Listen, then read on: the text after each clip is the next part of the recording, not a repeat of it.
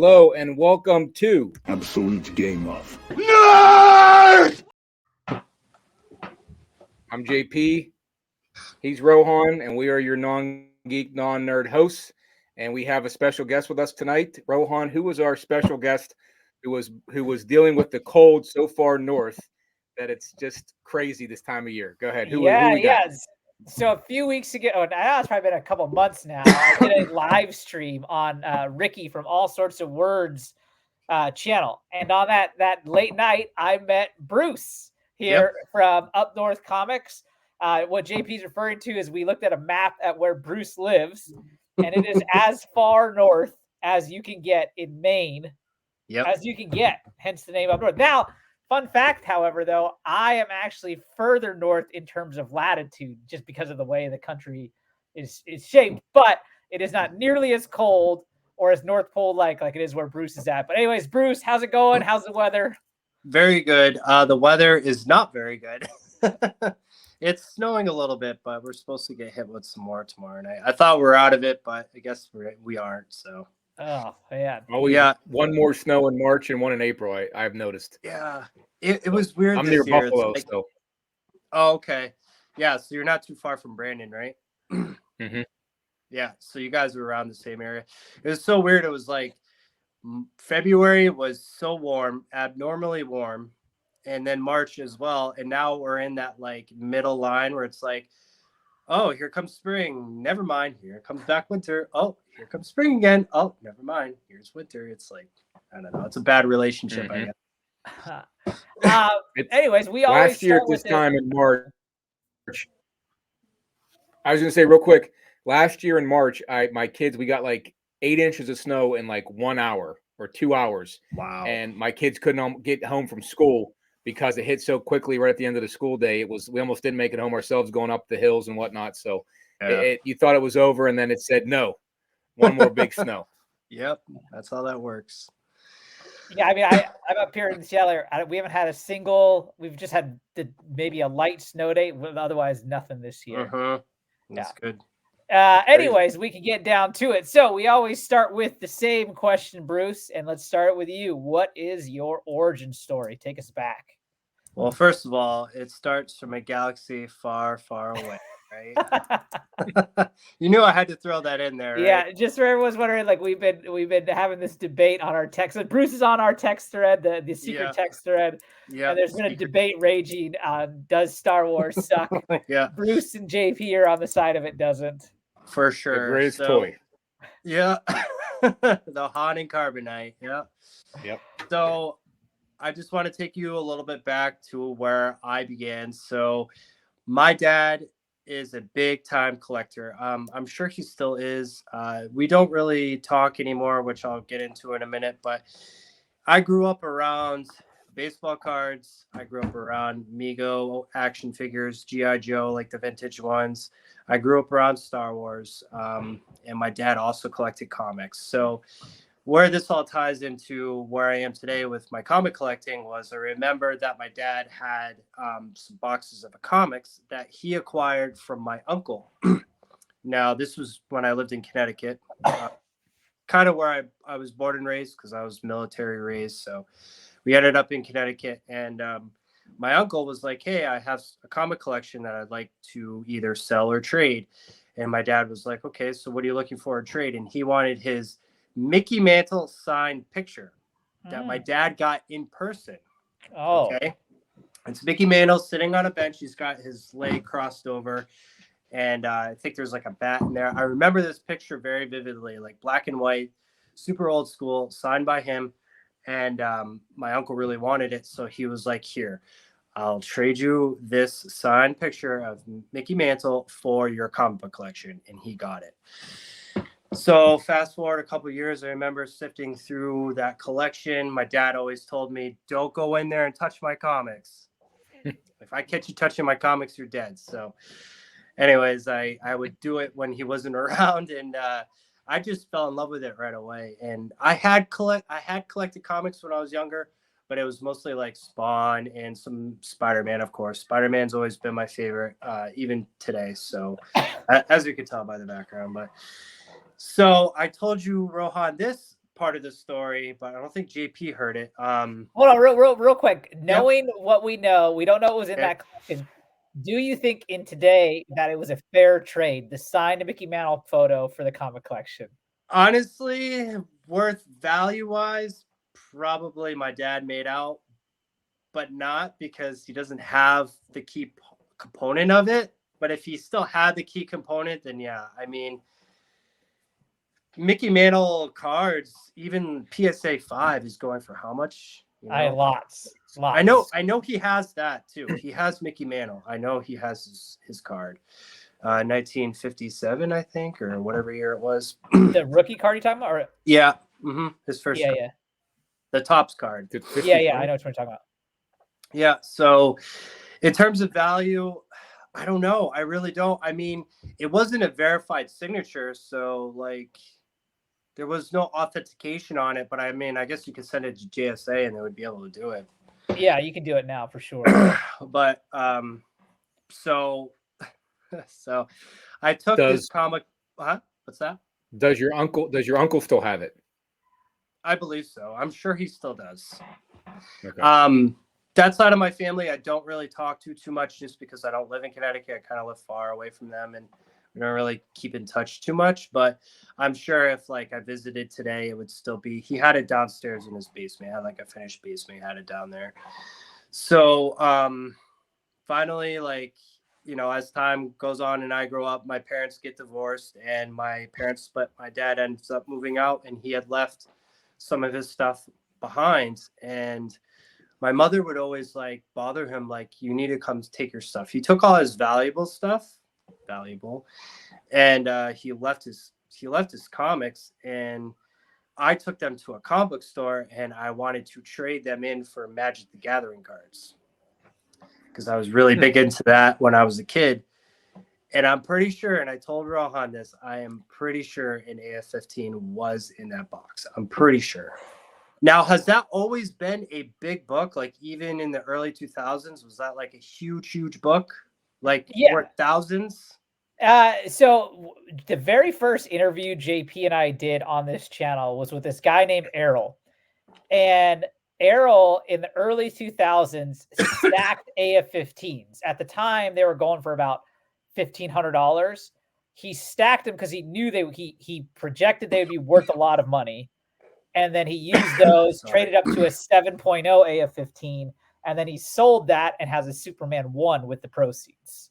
Okay. So they were valuable relative. Like it was still like in terms of Marvel, like one of the most valuable Marvel comics. But like, was it worth 10K a point like it is today? No. But I mean, when it was worth 1,500, you know, other comics were worth 500. So like it was still up there for most valuable.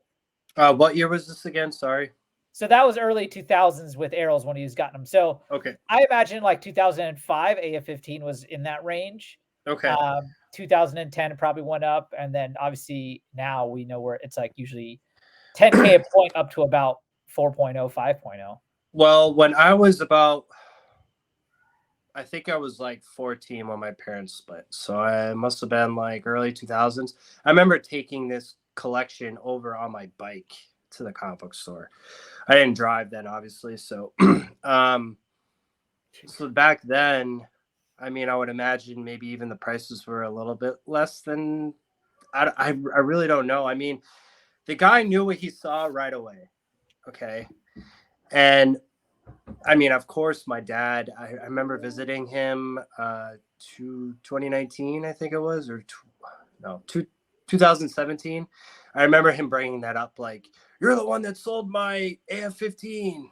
And I mean, he knew it was gone and he knew what happened. I mean, my mom must have told him like it was either the trash or your son had him and he sold it. So, I mean, this is. You're like the kid on, shoot, why am I playing The Sandlot that his dad has the Babe Ruth baseball and he doesn't know it. He's like, I know, I got a baseball. Hold on 1 second. Yeah, that's definitely me. Absolutely. 110%.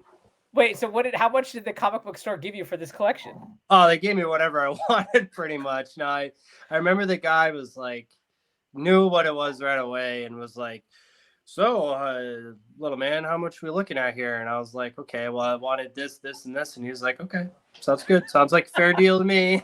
I remember sitting in the back of the store, just opening all the packs, like, oh, You're like, I And made now- out like a bandit. yeah. And now, like, I don't even have any of those cards anymore.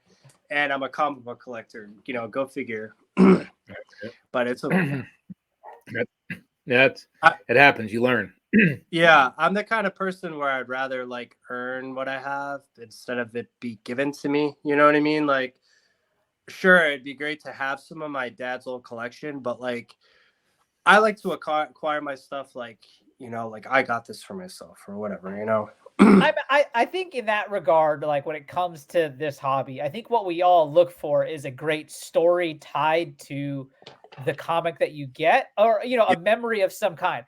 That Mhm. being said, personally, I would think, you know, an AF-15 or FF1 handed down from my dad would be a super special memory. Granted, Oh, this wasn't yeah. handed down to you. This was more just like left and, you know, and Mhm. you're just like, do what you want. But Right. so Yeah. I mean, it is what it is. You know, when my son gets older, I have a son now, he's 2. I'm sure you guys hear him stomping around upstairs. When he gets older, I'm gonna hopefully give him my comics if he's interested. He's gonna be born and raised around it just as much as me. I mean, my whole life I remember just like growing up on Star Wars. I mean, I wasn't born in the 70s, I was born in the 80s, but like, you know, Teenage Mutant Ninja Turtles and Mhm. X-Men. I loved X-Men as a kid. I still do. I'm so happy that the new show came on. And when I got into collecting comics, it was actually from Brandon, like our mutual friend Brandon. We had been collecting toys for a long time, and he was like, "Hey man, give it a try. Like, I know you're gonna really like it." But I just didn't know anything about comics, so that was like a whole different thing. Was learning comics. Like, wait, give us a time frame from when you and Brandon knew each other. You guys both sold toys on something, I think, right? And then Yep. when did he tell you about comics? Like when did that kind of interest, like when did he pique your interest there? so this was back in early 2017 that me and Brandon we met on Instagram, but this was the toy community. So he had a page. It was called Jabba's Toy Dungeon. I don't know if he's ever talked about it before. No, that's the first I've heard of it. Yeah, he had a page. I actually have one of his stickers back there still. And real quick, And, everyone, this is Brandon of Mon Comics, who we've Yeah, had on the Mon show. Comics. He's got a great channel. If you Yeah. haven't checked him out, check him out. And you know, we did mostly Star Wars. Like he was a big seller on Instagram platform, and that's just how I met him. Was I just remember looking through like like the search, you know, where you go to the search bar on Instagram, and I forget what that they call that, but like it just filters what your interests are. And Brandon's page was on there, so I checked him out and I started buying some stuff from him, and we just talked back and forth, and we got to know each other.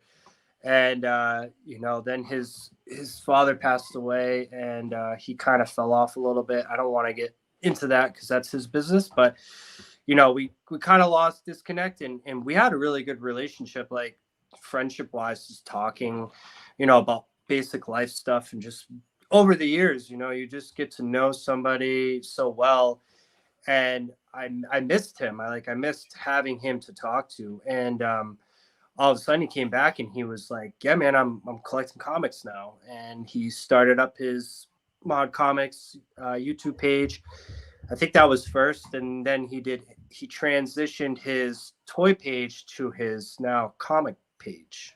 Real quick, can I ask? So, in the toy community, do they use Instagram as a selling platform like they do in comics? Absolutely. Yep. It works the same way. Everybody would take, well, then it was PayPal. I don't know if people were using Venmo or if it was even like a thing then, but everybody would send either, you know, PayPal friends and family usually worked well because really like the community always had your back, you know, all kinds of references and whatever. So you would just list your stuff on there, and people would type claim and they had it, you know what I mean? So Brandon would have claim sales like every Wednesday. I think it was one of his days. I think he had like 2 or 3 a week. Huh. He was pumping out some serious toys back then. I have a toy collection myself. I have a good Star Wars collection. Yep. And I guess maybe it's not in my in my likes for Instagram, but I never come up with suggestions for the toy sellers. I have Grails and Elite, but I'm gonna have to ask you and Brandon offline, like, who are those sellers? Not that I want to sell a bunch, but I would love to see what shit's going for, because I know some sellers that are still selling Star Wars toys. I know a few actually, and but back then in early 2017, that was like a hot thing. Like there were so many different people that were selling that stuff, and now it's like that community just kind of died. Oh, really? It's not as active anymore? No, it's really not. Like I mean, I'm sure if you asked Brandon, he would say the same as me. Like it kind of fell off. So that's why I hope, like, interesting. What's that? Interesting, because I have no luck on Facebook with selling comics or buying. I bought one comic on Facebook, but I've sold a crap ton of Star Wars stuff on a Facebook page. But I've seen nothing on Instagram. So maybe that's where they moved to Facebook from Instagram. I don't know. Yeah, so I'll just throw this out there. Last year, my goal was to try to just be a seller of vintage toys. So I would do mostly G.I. Joe and mostly Star Wars. And I can't find collections around here. Like Brandon had told me, like he had a guy that he was connected to that would sell him on the cheap, and he would just sell on his platform and just Instagram. He would just sell on Instagram and he would make a killing, and he had like inventory all the time. So what I would do was I'd try to find like cheap deals on eBay, kind of like what Dan does with comics. I would scour that. I would scour Facebook. I'd scour Instagram, try to pick up here and there, and then flip it for money. And that's pretty much how I got started on funding for comics, was doing that. And I made it a goal last year just to do that. And then Brandon was like, you should get into comics. So I bought a little bit here and there, but I didn't really know, didn't have like an avenue or like a path that I wanted to go down. So I kind of just jumped into it just willy-nilly and grabbing anything I could find. Now, does your Star Wars love and G.I. Joe fall into comics? Like you said, Spider-Man's your favorite, but you don't have, do you have any Star Wars or G.I. Joe comics? I don't. Isn't that kind of desire to have them? No. And that's what's funny, is because I grew up with Star Wars. So I was born like 2 months after Star Wars premiered. Mm-hmm. And my oldest son was born 2 months after Star Wars ended, the prequels and the first 6 stories. We didn't know they're going to make 7, 8, and 9. So we have a nice connection there. But I don't love the toys as much as I love the comics, and that's interesting. The way I kind of think about that, because I think a lot of interesting were like, I loved Transformers, I loved G.I. Joe, I loved Ninja Turtles, and when it comes to comics, my big thing is first appearances, as most people know. Mm-hmm. And G.I. Joe and Transformers, their first appearance was not in comics, right? With Transformers, it was like toys, and so even though there is a Transformers 1, it's not as alluring to me. Would I pick it up if I saw it for $5? Yeah, absolutely, totally. But I have no desire to go get it. It's not the true first appearance. Mm-hmm. Now, I will also say though, as a kid growing up, I had no idea Ninja Turtles was a comic book first. So now, once I got back into the hobby and I learned that Teenage Mutant Ninja Turtles was first a comic book, mm-hmm. TMNT 1 is a huge grail for me that I hope to get one day. Oh yeah. Yeah. So at least that's the connection I see with it, because there's a lot of these things that, or like Ricky, who we mentioned where I met you on, he's been talking about like a lot of he got like the first Chipmunks today or yesterday or something like that. I'm I don't know, maybe maybe they first were in comic books, maybe they were first. I have no idea, but I think when I think about my comic books, I'm after the ones where the first medium they were in was comic books. Mm-hmm. And then that's kind of how I filter out what comic book. But even that though, even if they're not, the first appearance is in comics, you can still, if you like the toys, right? Like all those toys that you have that you showed us, you said the first 17 you had. It's called the last 17. So they were the last 17 figures that were ever made. They're a part of what's called Power of the Force, like Return of the Jedi, Empire Strikes Back. There's a cardboard Carbonite Han Solo that's really expensive, correct? In Yep, that there last is. 17, the Power of the Force. Yep, there Yeah. is. Yep. So, but what I mean is like you can still collect the toys if you had the Mhm. connection. I'm just saying, like, even though I played with all those toys, G.I. Joe, Star Wars, I was Luke Skywalker for Halloween. I mean, you name it. I was in Mhm. it, but Yep. I don't have a connection to the toys. Now, some of them I'll keep. Okay. Like if I don't get enough, if I'm not going to get enough for them, I won't sell them, right? But like I'm like, all right, if I can buy the comic with that, I'll gladly flip it. But I don't have the same connection. But I was more into those as a kid, 4, 5 to 10 years old, way before I started my love of comics. But I'm more apt to get rid of those and not go down Mhm. that wormhole is what I'm saying. Like Rohan, like if I saw a boxed, still sealed Optimus Prime, it's like $1,500 probably, I think, right? Or Mhm. $1,000 for the first Optimus Prime. Megatron's Yeah. $1,500. Like I'm like, holy crap! Like I wish I'd have kept mine in the box, but I'm not going to buy that, right? I'd much rather buy a $1,500 comic. I don't know why that is. I haven't really understood, the connection It's a I had as mental a kid. thing. Did not. Yeah. I don't get it. Like I would gladly sell that to buy freaking Omega Man 3 all day long. I just can't stop myself. So let me explain to you my thought process, okay? When I think of comics, I think of Amazing Spider-Man, I think of X-Men, I think of Batman, I think of Superman, I think of Iron Man, but they made toys. So like why wasn't I collecting the toys? It's just so weird. It's like you said, like Star Wars, Yeah. when I see the toys, if I have the toy in my hand, okay, I think and I have the love for Star Wars for that toy. If I saw a comic, I'm like, doesn't do it for me. It's so weird. It's such a weird feeling, but it's there. I think Yeah, I it's don't. like a nostalgic thing because when I was Yeah, I growing mean, up, like my dad had the toys, and that's how I learned about Star Wars.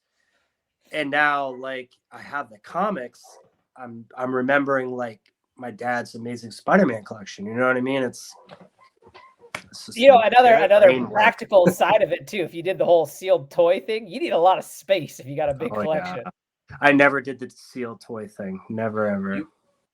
You guys got to watch the Toy Federation and Froggy Flips. Both of Mhm. those I guys do. are fun to watch online.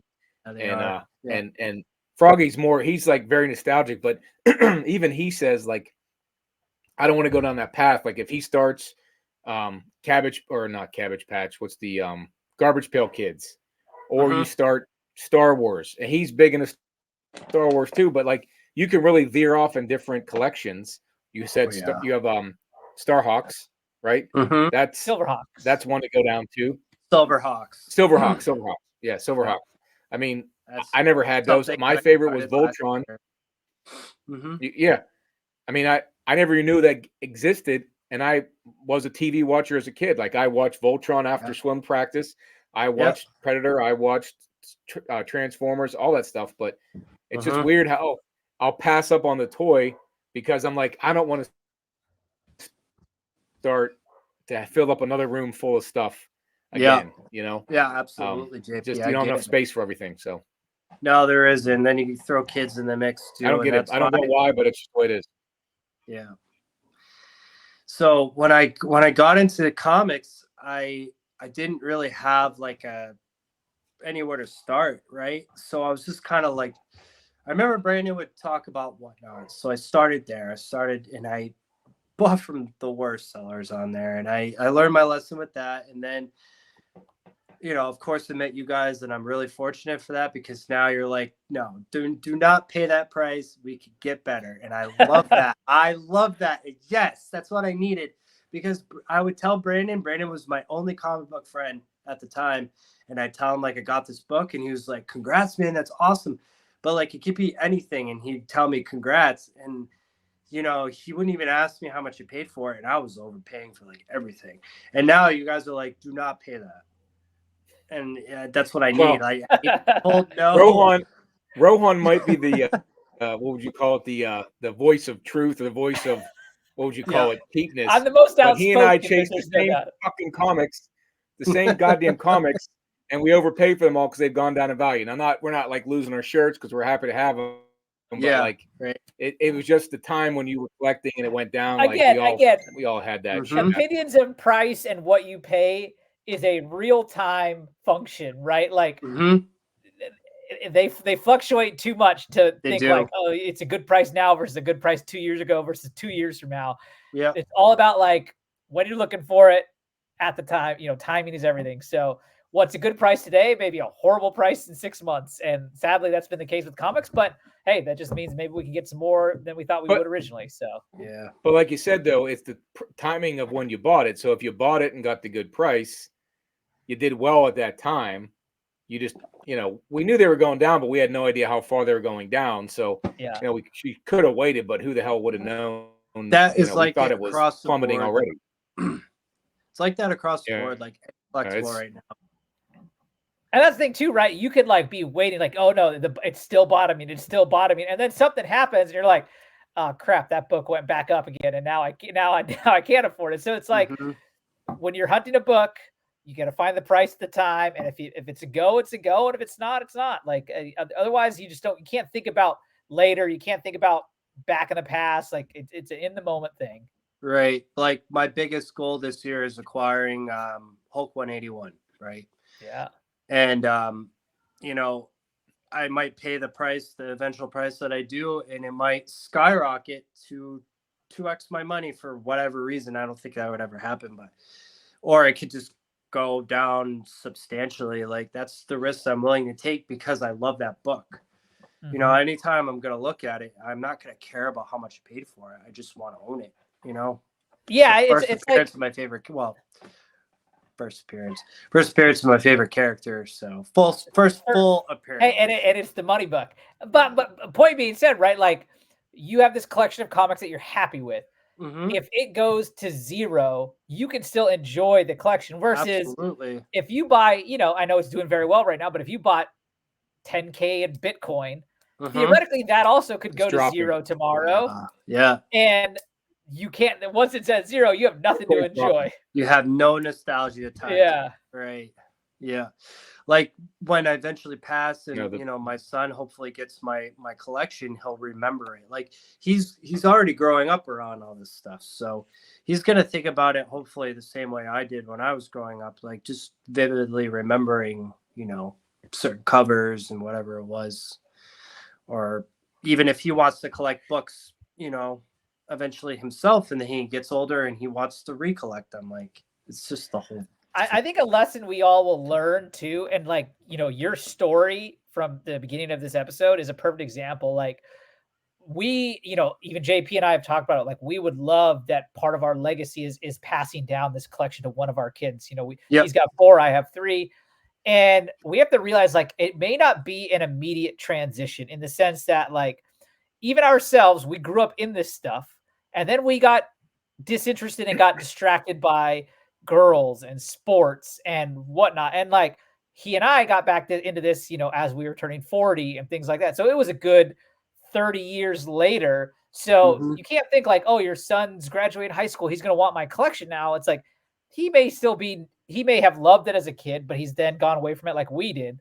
And so Yeah. it's like, it's something that you should hold on to maybe a little longer. And then when he does come back, right? Because otherwise you could have a situation like you had, right?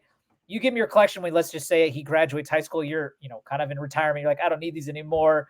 And then he's like, I don't need comics. Let me turn around and sell them for, a PlayStation or something. Like, who knows? Yeah, exactly. Right. And then it turns out like, he had an AF-15 or you had an AF-15 or something and he just sold it for pennies. Yeah. And so, versus if you held it still for a little longer and then when he got back, potentially, you know what I'm saying? Like we are aware of what we did and the mistakes we made, and we can now learn from them when it comes to hopefully passing these on. Right. To Yeah, absolutely. Well, I'm I think of it this way. Yep. Not to interrupt, but I think of it this way is that some of these books, when I owned them, I had an ASM 300, I had 290, I had them all back, the McFarlane run, and I loved them back then, and I had no problem selling them for some cash some years later for whatever reason. And if you get out of the character or get out of the collection, you're like, well, you know what, I kind of need a boat. I got near a lake, I'm gonna go buy a boat. those plummet like a rock, Mhm. right? You lose money on a boat. So I guess it's like you can easily switch to some other passion or hobby, and this hobby kind of can die off. And then the value you put when you look at these books can then go away because you're looking at them years later and go, well, they really didn't grow as much as I thought, or the character didn't really make it in the movies like we thought. So just get rid of them. Like it could happen just like it did 20 years ago for all of us. You could transition Yeah. out of it.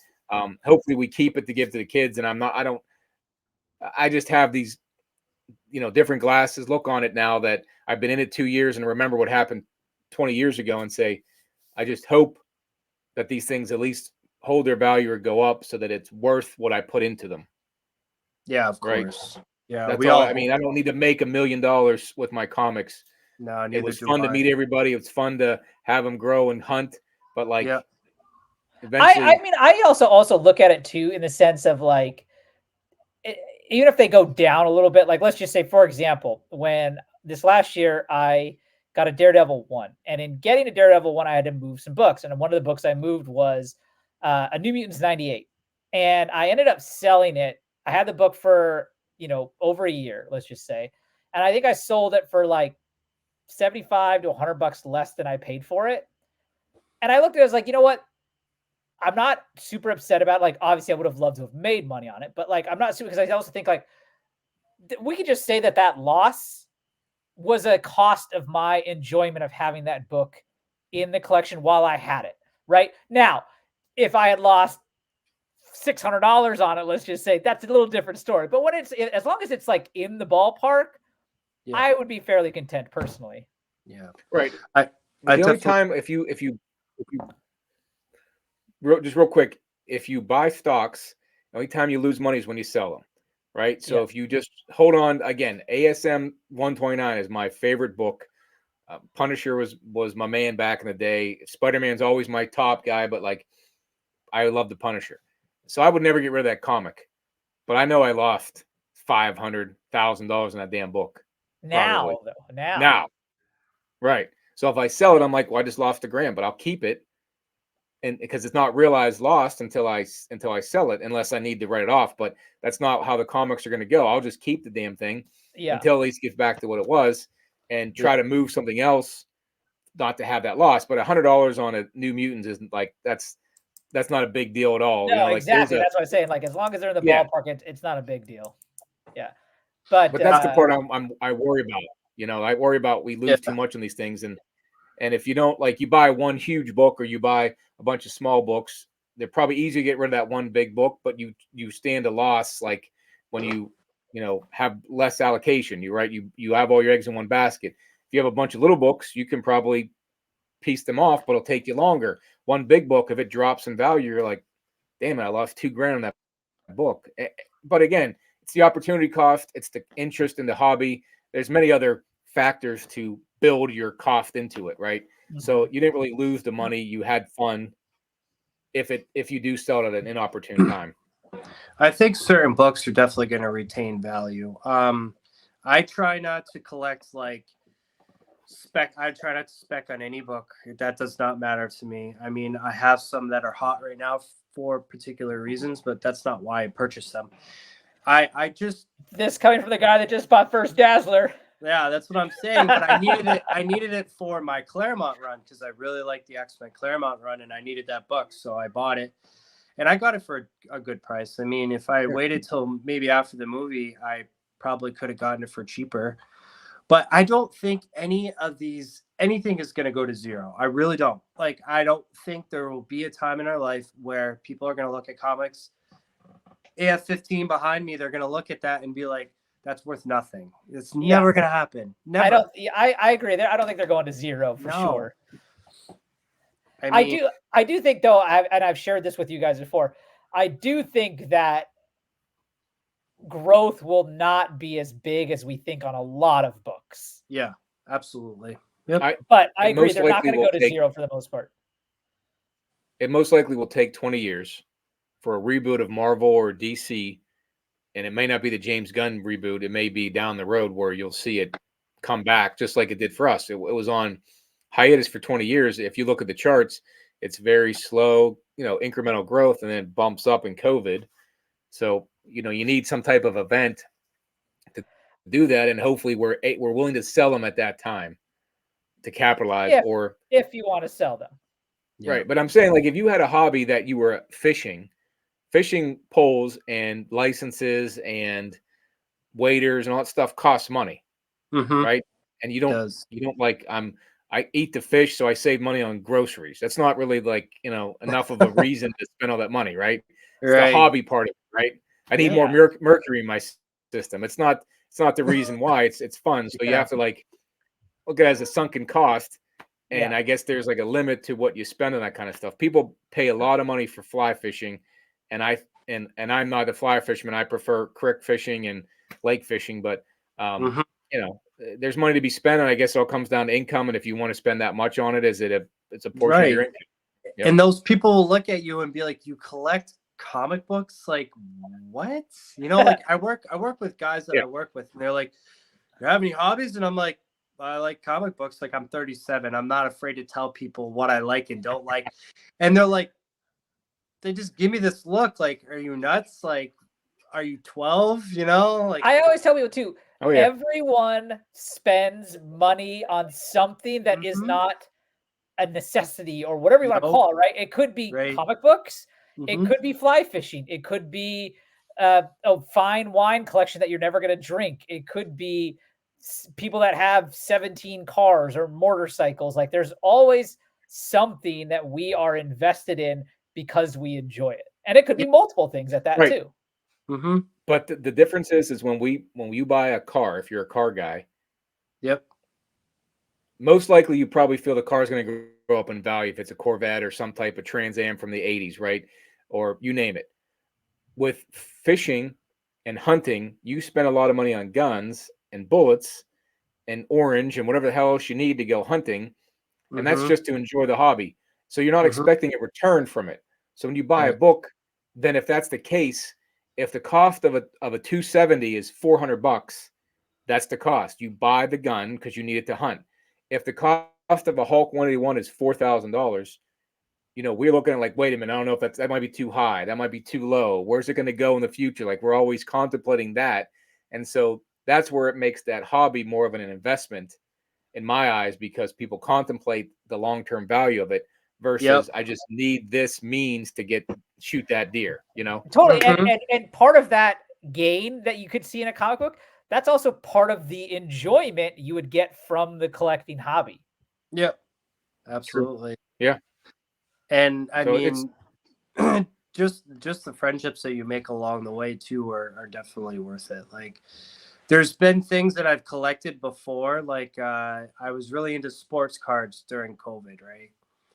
And I didn't really have anybody to share it with. So I grew out of it quick because I didn't have like a group that I'm in now where like that's what we talk about mostly is comic books. And I think without that, I don't know if I would lose interest, but my interest wouldn't be as strong without. Oh no, I have said that many times on this show. Like, if JP was the first person I met on Instagram, and if I didn't meet JP and then further meet other people, I would 100% guarantee I would have been out in 6 to 9 months. It'd have been like, oh, that was fun while it lasted, on to the next thing, right? But like the community side of it is what makes it fun and continue to be fun. And 100%. Like, so even by meeting me wouldn't have been enough to keep you in any longer, right? That'd have been like, oh, JP, 6 to 9 months, I'm done. Unless I meet someone cool like Brandon or Bruce, and I'll stick in it longer. It's hard to tell, but like, I do know though. I mean, I do know if I had not met you, like 100%, I guarantee I'd be out by now. Like, it's 100%. Like, the enjoyment, and that's with anything, right? Like, anything you enjoy. I mean, I guess fishing, some guys want to go fishing by themselves and that's what they enjoy. That's a more solo thing. Yeah. But like, for most hobbies, like, people do it to enjoy that hobby with other people is what makes it enjoyable, whether that be sports and art and all of this stuff. Like, it's a shared joy that makes it awesome. It does. Yeah. Even with hunting or fishing, you got a honey hole, right? We have honey holes where we hunt in for comics, whereas they have them in ponds and lakes that they know they have good, good chances there. And they can fly fish and or like next to each other and not take from another.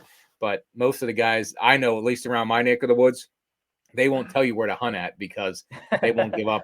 They won't give up their deer. Yeah, they won't. Yeah, I get And it. I'm like, if you want more people to be okay with people having guns, then you want more people to be hunters, so that you can get that stuff kind of passed. But they're like, nope, I don't know where a good place to find a deer at around here. So I'm just gonna go shoot a person. Yeah. Might as I well. feel like that's the logic you were going. Like, well, I got no deer to shoot, so I got to shoot something. No, turkey or something. We'll shoot turkey. Yeah. Bruce, let's get back to your story. That we had a long kind of offshoot there, but no, that's fine. Yeah, you got back in. So tell us, who are your guys? You've obviously shared Spider-Man. I just learned about your Thors. Also, who are you collecting? Who do you like? Talk to us about it. Okay, so when I got into comic books, we'll just start there. I didn't really have a path that I wanted to go down. Like I was just like joining Whatnot and trying to buy anything that I thought was interesting. Like I get a lot of first issues just because I thought that was a good thing to start with, like, issue number 1 of a certain run. And I really like Todd McFarlane art, so I was grabbing a lot of Spider-Mans, Todd McFarlane Spider-Mans, things like that. Wolverine was definitely a big one. And did that come through from your childhood that you liked McFarlane and that art? Like, yeah, because I had Todd McFarlane books when I was younger. Now, did you have any of the Image books, like the Wildcats, the Youngblood? I had Spawn. I remember having Spawn. So when I got back into comics, that was one of the first ones that I went for, was Spawn number 1. And now I have 2 copies just because I really love that book. But you have a newsstand version of it? No, I do not. I have 2 directs, and I wish I had a newsstand. That'd be something I'd be. What? That's something I'm working on. We had Reggie Collects on, and I think he's going through and putting getting all those 90s Image books graded. Now, I don't have any 9/8, but I have a bunch of newsstands from that time frame. So I was going to try to, if you had one, I'd buy it just to have all the 90s books newsstand graded. Now, I don't need them to be 9/8, but just be nice to display. Yeah, I like that. That's cool. Yeah. Because I mean, I bought mine from the newsstand as well, so it'd be nice to have just because of the nostalgic thing. But so when I got into comics was last year, and then this year I made it a goal. Like, I've never been able to do this before when I'm collecting anything. Like, I always start one thing, right? Let's say I'm collecting toys, right? I'll start buying just toys, and then all of a sudden I'll be like, maybe I should buy a card. And then I'd start buying cards, and I would forget about the toys, and then I'd go back and screw the cards. I'm gonna start buying toys again. Like, I've never just been focused on one thing. So with comics, it's just so broad. Like, you could collect Golden Age, you could be a Silver Age collector, you could be a Bronze Age collector, you could be a modern collector, and there's all different kinds of titles, characters, villains, you name it. Like, I might, get sick and tired of Spider-Man and want to start collecting, something else. Batman. Yeah. I mean, yeah, I think that's also the evolution of a collector, is that your tastes, or your tastes are never absolute and forever, right? Things are gonna change, and how you evolve is how you evolve. And like we all, like we all have an evolution as collectors, and that's also part of the fun, because it also gives you something new or it continually keeps it new for you to kind of continue, versus like it's the same old thing 10 years from now. Like, our taste will evolve, and that's what keeps us going. Yeah. So where are those tastes now? Like, what if I had to say, like, Bruce, what do you say? Hulk 181 is the number 1 goal. What are some other kind of chasing goals you got? Continuing my X-Men Claremont run, grabbing some books. I was actually thinking about making 129 my next book to get, the first Kitty Pryde. Yeah. So when you say Claremont run, you're going 94 to ideally how far? The whole thing? The whole Claremont run? I'm just picking and choosing which books I like. Obviously the bigger ones, the ones that have first appearances, the ones with cool covers. I don't think I'm gonna finish it, but I mean, I can never say never. I might eventually do it if I could get like, I'm getting all the bigger ones out of the way. So maybe when I start to pick up the smaller ones, maybe I'll want to finish the run. I've just never been a run collector. So when like people have made the suggestion to collect runs, I've never been the kind of person that can complete anything. So I'll lose interest before I get there. It's kind of weird how I work. I don't think you're alone in that. I think that would be the case for a lot of people. Yeah, I have a hard time focusing on just one. Like I know Brandon's going after his Fantastic Four run, and I don't know if there's anybody else in our group that's just collecting runs. I know Ryan's doing not Daredevil, Submariner. He's doing a Submariner run. I just can't pick a run, and I mean the Spider-Man one is too big. First of all. I mean, Never it gonna happen. it would make it a lifelong kind of chase. Yeah, it would. And You know, one of the things I did, Bruce, was I did my son bought me like a bunch of Spectacular Spider-Mans for Christmas, and I did that run, the first 100 of those, which is way more achievable, you know, to have a Spider-Man run. There's a bunch of good keys in there, maybe Web of Spider-Man, things like that. So if you, I don't do runs myself, but like I know where you're coming from. Yeah, I'm not a run collector at all, but as many of you know now, like I ended up getting, you know, Silver Surfer is my favorite character. The original Silver Surfer runs 18 issues. And I obviously, because of the type of way I collect with first appearances, I had 1, I had 3, I had 4, the big ones. It's like, and then I got a 14 from JP, which is like the next most expensive one. I was like, well, I should just make this a thing and get all 18. And now I've been thinking though, like when I collect all 18, do I keep that? Or do I be like, okay, that was fun to do, but now I just keep the keys and move on? And No, so, keep it all. Keep it all. Yeah. I don't have the Then you can move on. Omega Man, the whole Omega Man set. Not happening. I don't have the full vintage Star Wars run. I'm not one of those people that has all the figures. There's still plenty that I need, and I probably won't ever get because they just aren't that interesting to me. You know what I mean? Well, that's really interesting here. Actually, for a quick question, is there a toy that would like? Is there a Grail level toy that if you had the chance to get that versus, let's say, Hulk 181, is there a toy out there that you'd be like, no, I'm rather going to get that toy? Or are you completely out of toys? I'm not thinking like that.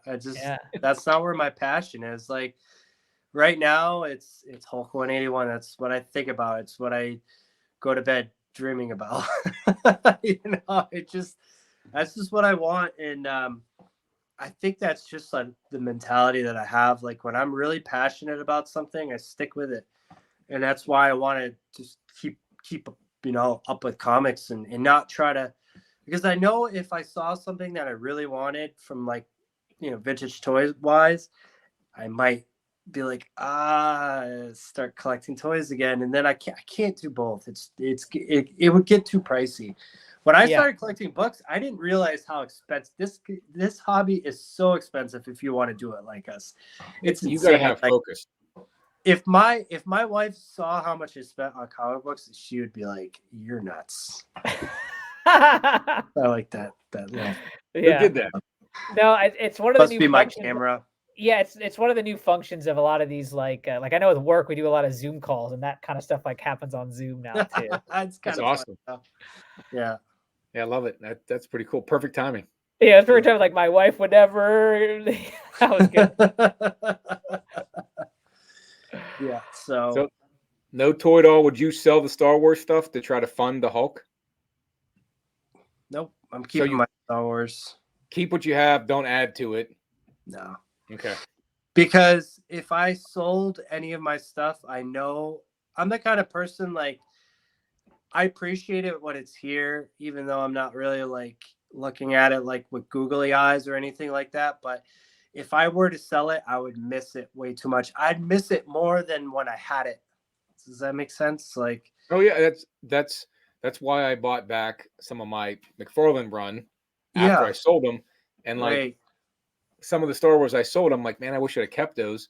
But you it does lose the luster after some point. You're like, I'm into something else now. Then once it's gone, you're like, shit, why'd I get rid of it? Yeah, You know? I've done that before, and I totally regret it. So I've learned from my mistakes. Like of course I've sold other things to fund other things, right? And whenever I sell that thing to fund that thing, I'm like, man, why did I sell that? You know, like But I did it with my video games. Like I'm really big into N64. Like I grew up with N64, and I had like Super Mario 64 still in the box. And I sold it to fund my Star Wars collection. And then I was like, man, why did I sell that? So I had to buy it back. And I'm not going to do it a third time. So I'm just going to keep it, you know? I'll have to send you some people on Instagram I follow that are like pop 80s and 90s culture people that just have all that stuff that and the room is filled with everything different. Like you got the Mandalorian helmet, you got the comic books, you got Star Wars. Like that's like basically like if you were a Boy Scout and that would be all over your patches, right? You were all these places, you know what I mean? So it's not a bad thing, but it's like when you lose focus, you can't really acquire the bigger books, I guess, because you're always buying something. And Right. I guess that could be good or bad, depending on what you expect your collection to be. If you want to look through it and go, oh, I remember when I, first got that as a kid, or I remember when I bought that, that means something to, here's that Hulk 181 or that, Omega Man 3 that I wasn't even alive for when it came out. You know what I mean? Mhm. Yeah, I mean, I think a way to look at it is like if you get spread too thin, like you do lose focus. And what I like to think about, and someone told me this is like your collection should have, okay, let's just say this is not an absolute right because you collect however the hell you want to collect, right? But unless Rohan doesn't like it. Yes, I will let you know.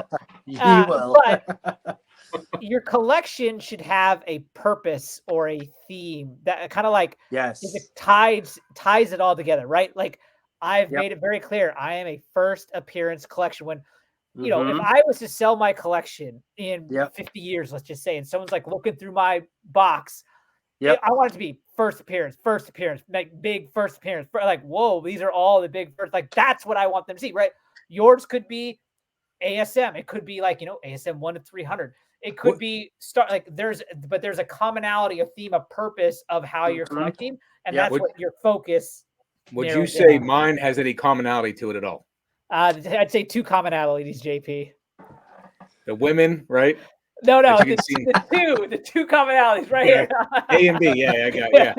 But I mean, like it changed from the grails to like this kind of stuff. I don't know. Yeah, no, absolutely. Like you're like we just talked about earlier, right? Your taste could absolutely evolve, but when it evolves, it still has that current purpose or sense.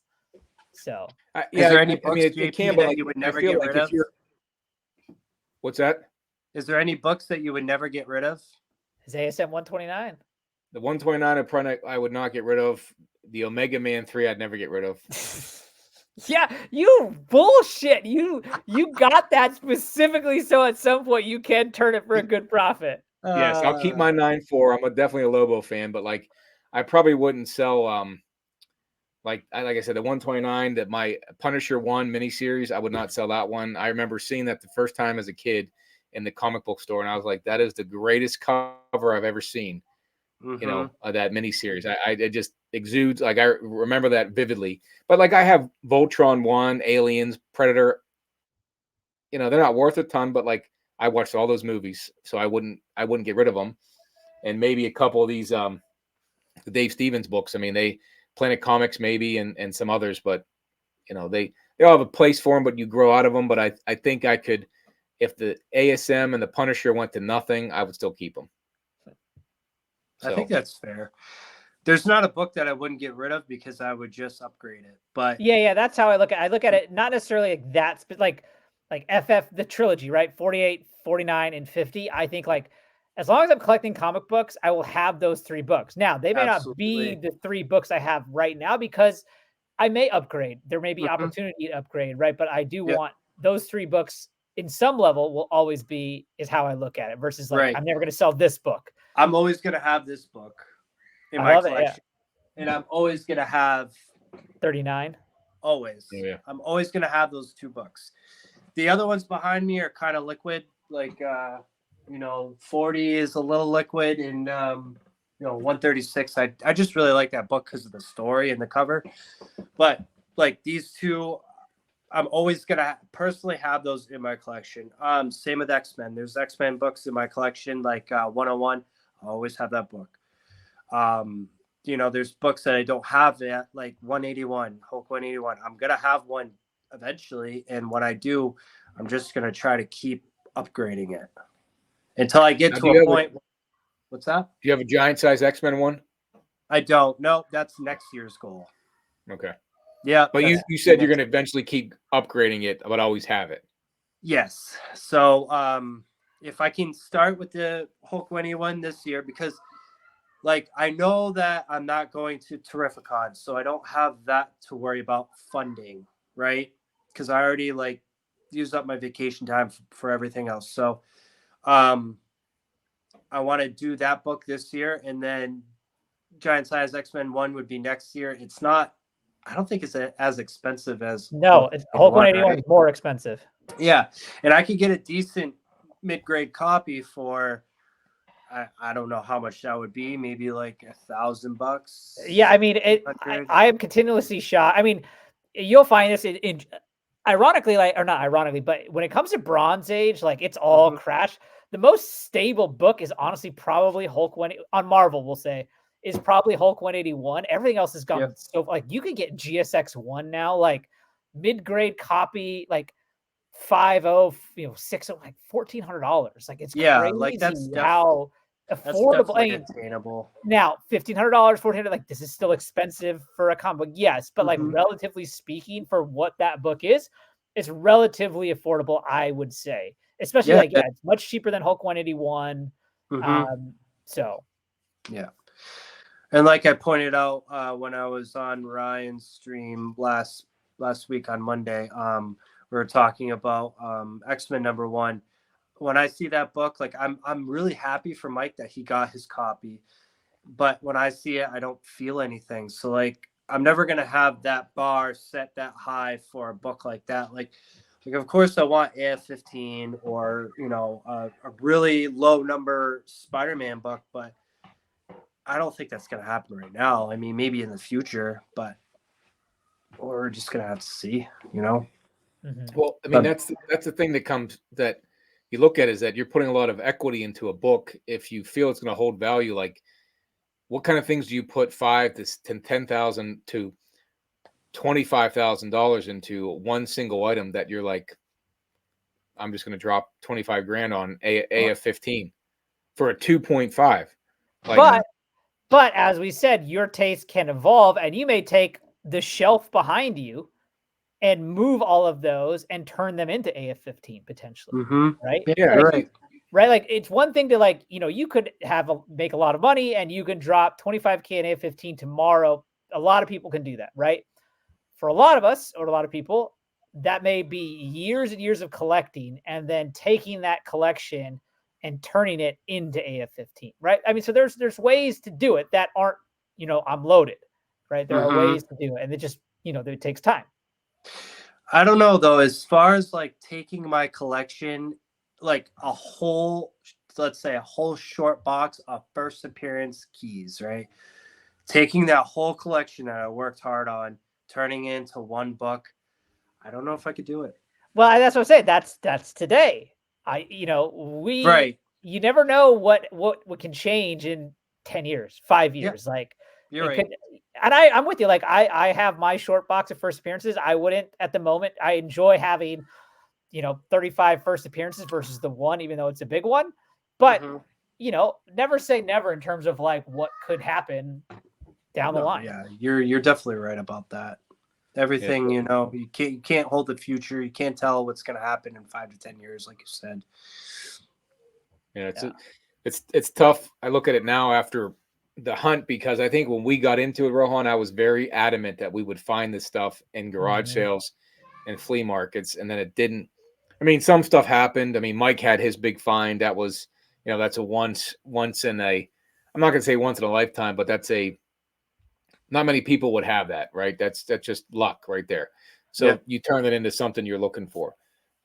Whereas if you're spending the money for it, if you can find other things as you hunt if that's what you do, you find Star Wars you can flip, you find whatever you can flip, and then go buy the big book.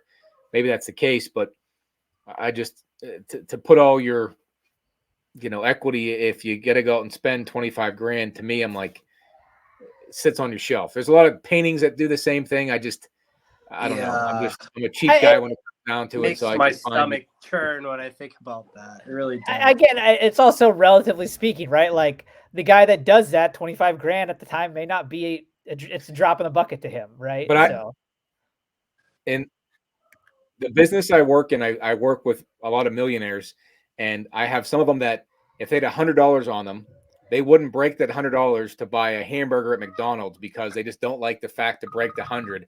They would much rather just go find change in their car and buy a dollar meal because they just value that $100, even though they have millions. And they, you know what I mean? And they won't buy a real expensive car. It's just that's their mentality because of how they grew up and how long it took them to gain that wealth. And so my only point is we all have our reasons for doing what we do. And the reasons, as we've talked about, they also can evolve and things like that. So and that's why it's when people kind of generalize like, oh, you spent $2,000 on a comic, that's the dumbest thing I ever heard. It's just like, that's because that's just not your thing. Like, right. Exactly. Going back to what I was saying before, like my coworkers scoffing at me because I collect comics. But then they're going to sit around and talk about hunting and fishing all day when you're spending probably more than I do on collecting comics. Yeah. I mean, I think I've probably shared on one of the episodes, I probably shared this story, but like one of my other big hobbies, my wife and I love to travel. And one of these times long ago now when I was at work and I was like about to take off I was going to Spain, and this coworker of mine's like, Rohan, how do you afford to travel as much as you do? And this guy was like a real country boy. And I just knew kind of, you kind of know these country. And I said, and he had this big kind of knife on his belt. And I was like, Joe, I said, how much did that knife cost you? And he was like, this knife? He's like, $250. And I was like, and how many of those do you have? And he's like, I don't know, 5 or 6 of them. And I'm like, and you probably got, how many rifles you got in your house? He said, not that there's anything wrong with buying that stuff. And I was like, I don't have any of that stuff, but you literally just named off $4,000 worth of stuff. Yeah. Right. You spend your money there. This is where I'm spending my money. Like they're the same thing. It's just what we're into. Yeah, absolutely. Right. And I think we could all agree here that I think we could all agree here that our biggest investment in life was. Yeah. Well, I mean, like a house is definitely more expensive than that, but your biggest investment. Yeah, your biggest investment was getting married and having kids. Yeah. That is your biggest investment. Because that can cost you a ton if it goes bad, and if they all go to college or they, eventually kids cost money. And I'm in that stage where I got 2 drivers and I got 2 more coming up, and I have car insurance and cars that they drive. So like, yes, they get more expensive the bigger they get. So you're screwed either way. Yep. Yeah. So, all I know is that we're all making money and we're all going to be spending it on something. Yeah. Yeah. Spending on what you love. Right. Yeah. Like I was thinking about it, like when I thought about getting a Hulk 181 this year, that will be the most money I've ever spent on a collectible before. And now it's not so scary because I love it. You know what I mean? Like if I could prove to myself that, like, if you save and you want something and you take the time to acquire it, you can do it, and that's definitely what this hobby has taught me, is like anything's possible if you want to get it. And that's a good point too, right? I find it interesting that so many people will be like, I could never afford a Hulk 181. Now, again, take this with a grain of salt, right? I get it. It is a lot of money. But like a lot of these same people will spend $200 a month on 50 comic books, of much less value than Hulk 181, right? Yep. And that's totally fine. But if you really wanted Hulk 181, you could theoretically not buy comics for several months and just pool all that money, Yep. right? And buy one. So I mean, like, there are ways to get to where we all have goals, and there are ways more than just I make a lot of money and I can spend a lot of money. Like there are, like when I got my Hulk 181, like I sold off a ton of books that I had, and that's how I funded it. And like there are things that, if you really, like you just said, if you really want it and you have focus, you can work to that. Yep, you can. It's definitely like, and that's the advice I'd give to anybody that's starting to collect. Like, do never put in your brain that you cannot own something. You can and you will if you set your bar high enough. Like, yes. And now you have to also understand, depending on what that is, it could be a long-term play. Like not, you know what I mean? Like it's not, if I say I want to buy Superman 1, like that's going to be like Errol, his process for buying Superman 1 was almost 20 years in the making.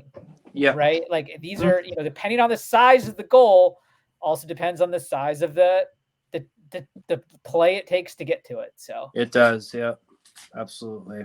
As long as the passion's there, then I'm never going to stop collecting. Yeah. Yep. So. It's fun. It's fun till it ends, and then you go into something else, and that's what life's all about, right? Yep. Yeah. Life's to be lived. Right. I mean, if you got kids, again, the one thing I learned is that when I was going through diaper changing, I was like, my God, will this ever stop? Now I wish I was still back there, You know what I mean? And as much as that was shitty, Yeah. I wish I was back there. So that's how life goes. I wish I was back to the 90s grabbing these books, and because they meant more back then. I mean, they mean as much now, but like when you were a kid, you were just in awe, and hopefully you keep that. And if it changes, you'll find something else. But life evolves, as Rohan said. We all evolve, and we move into something else. And And hey, JP, pretty soon your kids will graduate college, get a little older. They'll have some grandbabies. You'll be back in the diapers. I will, and I'll enjoy it back then. Yeah, I'll enjoy it then. I mean, hopefully, because I hated it when I was. Oh my God, I hated it. I didn't mind it too much. I mean, I didn't hate it, but like I hated getting stuck with it. And I was like, I remember my wife left me one time with a diaper bag full of just wipes, no diapers. And she went up to the neighbor's house, and I had 3 kids at a time with no diapers, and I'm dumping out every bag looking for diapers. And I called her, and I was like, "You got to get back here." And she didn't answer the phone. I called her like 10 times, and I had like I had a whole problem there. Like it was like unending shit. Yeah. I feel like as all of us as parents, we all have like some moment like that where it's just like it all goes south, and that's also part of it, right? That's this experience. And again, same thing with comics, right? Like some of the things you're gonna get are gonna go south. Like you live, you learn, and it's all about the experience. So and more than not, you're gonna go back and you miss the old times. No matter, you always remember the positives. And like I'd rather be back 10 years ago, just because that was the fun times, little kids, little problems, Yeah. So enjoy it while you have them little. That's my advice that I heard when I was much younger, and I didn't heed it.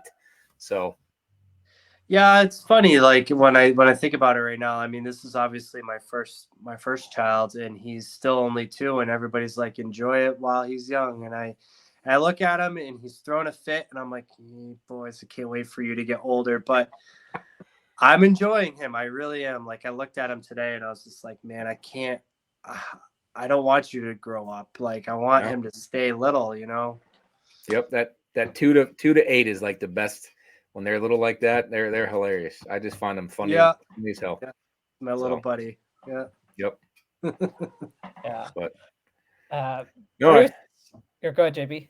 No, I was gonna say I enjoyed the time with Bruce, but go ahead. You always, Oh no, I was just say, Bruce, it's been an absolute pleasure having you on, chatting with you, and absolutely. We're absolutely going to have you on again down the line. I mean, we're obviously going to be talking to you on an everyday basis like we do, but we'll have you back on the show again. Why don't you tell everybody where they can find you, where they can follow you, all that good stuff, and we'll wrap it up here. All right. So you could find me on Instagram at up.northcomics, and you can also find me on YouTube at upnorthcomics. Yeah, there you go. Yep. Make sure you like and subscribe. Right on. Yep. Make sure you like and subscribe, all that fun stuff. I have, a ton of content that appeals to pretty much everybody. I do I just did some top 10s. I'm going to be working on one tonight that I'm going to be starting to do more often is what did I read and what did I purchase, since I'm, all the way up in the North Pole, like everybody in our group likes to say. I can't buy my books from LCSs, so I have to get them through the mail. So I just kind of highlight different sellers and all that stuff and do some unboxing. Nice. Yep. Very That's fun. nice. Yep. All right. Well, Right you on. guys got to like and subscribe to Bruce at Up North Comics. Like and subscribe to us. We need to catch up with Ricky as best we can here. And yeah, he's really pumping it out, man. Yeah. he is. We just got to ride that train up to 500. Then we get to Terrificon for free. So, exactly. So thanks everybody for watching. We'll see you in the next unboxing, the next interview, or the next antique store find. Peace out, everybody. Peace out.